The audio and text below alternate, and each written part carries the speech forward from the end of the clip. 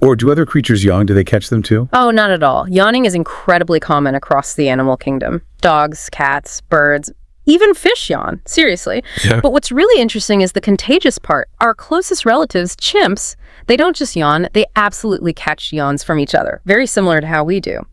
Which suggests, a shared evolutionary history for this social aspect of yawning. And hang on, this gets even closer to home for people with pets, right? I swear I've seen my dog do it after me. You are absolutely spot on. And you probably have. If you have a dog, you might notice your dog catching your yawn. And researchers don't think that's just random mimicry. It's widely thought to be a potential sign of empathy from your dog towards you. They might be so tuned into you, they mirror this ancient reflex. That personal connection is, I think, a real aha moment for pet owners. Makes that bond feel even deeper, right? Definitely. Okay, so shifting gears a bit, we usually connect yawning with being tired, right? Or bored.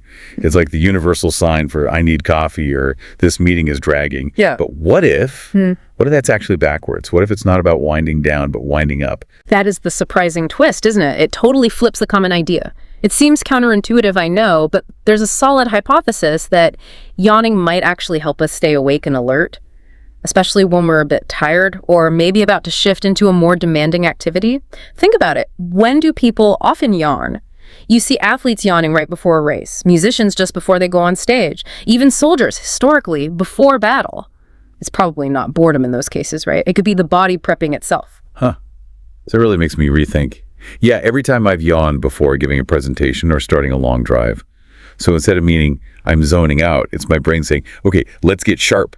How would that even work? Precisely. In those moments, it's potentially like a quick physiological reset. That deep breath, the stretching of the face and jaw muscles, it boosts blood flow to the brain.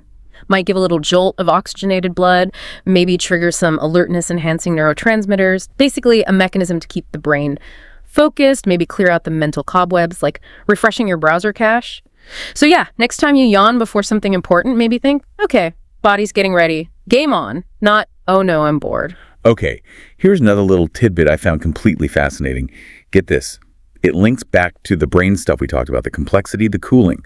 What if the actual length of your yawn, how long it lasts, tells us something about your brain? Yes. It's one of those connections that sounds almost made up, but there's real research there. It seems the duration of a yawn is connected to brain size and complexity. So humans, for example, with our big, complex brains, our yawns average around 6 seconds long. But look at smaller animals, like a mouse. Their yawns are super short, maybe half a second, barely noticeable. So it's not just random, there's like a pattern. Bigger, more complex brain means a longer yawn. What's the thinking behind that? Exactly. The correlation is